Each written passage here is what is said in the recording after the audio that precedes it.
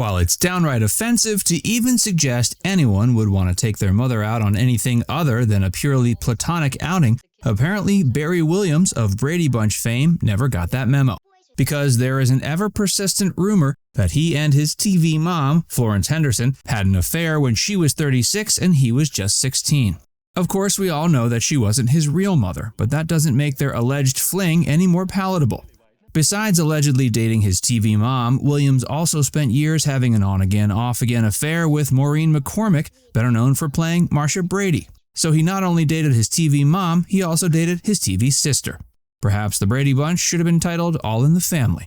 Keep watching for a closer look at Barry Williams' pseudo-incestuous relationships with his Brady cast members. The Brady Bunch's shocking behind-the-scenes revelations. As with most TV shows, the Brady Bunch was just as interesting when the cameras weren't rolling as when they were.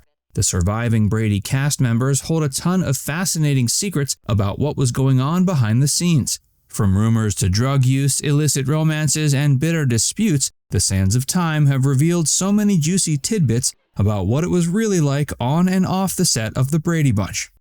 Back in the day, the rumor mill started pumping out a ton of gossip related to a supposed incestual relationship between the Brady matriarch Carol, played by Florence Henderson, and her on-screen son Greg, played by Barry Williams. If this rumor is true, and it probably isn't, Henderson would have been 36 and Williams 16 at the time of their alleged affair. While that detail certainly makes the rumor that much more sensational, it also casts doubt on its believability. It's hard to believe that someone as accomplished, successful, and generally speaking level-headed as Henderson was would have put her entire career on the line to have a brief, meaningless fling with a boy half her age. Everything about the rumor, despite how trendy it once was to repeat, looks like it's a load of horse manure. So what really happened? Barry did have a huge crush on Henderson. In his memoir, Growing Up Brady, Barry Williams revealed he did have an enormous crush on Henderson. In time, he worked up the nerve to ask her out on a date. Not wanting to reject her co-star and hurt his feelings, Henderson reluctantly obliged, and the two went on a single innocent dinner date. For years, this date has garnered numerous rumors. Henderson, however, in the years prior to her death, tried her best to set the record straight. While promoting Williams' memoir, Florence and Barry talked about their one-time date in various interviews, yet Henderson still wanted to give a more accurate description of events. In her own book, Life is Not a Stage, Henderson recalled that Williams had asked her to go with him to see a popular singer perform at a famous yet long since closed nightclub called the Coconut Grove. She agreed without giving the request too much thought. She said she gladly would have done the same for any of her older children co-stars had they asked. While she didn't find Williams attractive in any kind of way, she wanted to encourage him to pursue his musical aspirations. She saw her role in the relationship as more of a mentor. Henderson went on to say in her memoir that she recognized Williams was making what she referred to as his first steps into adulthood. She saw his crush as innocent enough and didn't want to discourage him. Hey, if you're enjoying this video so far, be sure to give it a like. And subscribe to Factsverse if you haven't already. And stick around for more rumors about the Brady Bunch set. Williams and Florence shared a goodnight kiss. Since Barry wasn't even old enough to hold a driver's license, his brother had to drive him out to pick Henderson up at the hotel she was staying at. After picking her up, they ditched Barry's brother and made their way to Coconut Grove. At first, they were shown to a pretty bad table. That's when Henderson whispered into Williams' ear that the maitre d' was likely expecting a tip. After Barry reached into his wallet and pulled out cash, their host suddenly realized who he was and proceeded to show them to the best table in the house.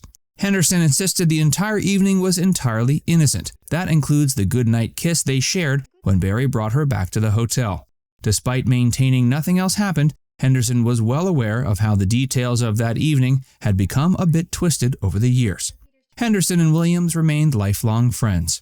In her book, Florence made it clear she laid out a set of non-negotiable boundaries for her date night with Williams. She said she fully understood Barry had a serious crush on her, but she wanted to help him get past it. Florence and Barry enjoyed a healthy friendship until her death in 2016.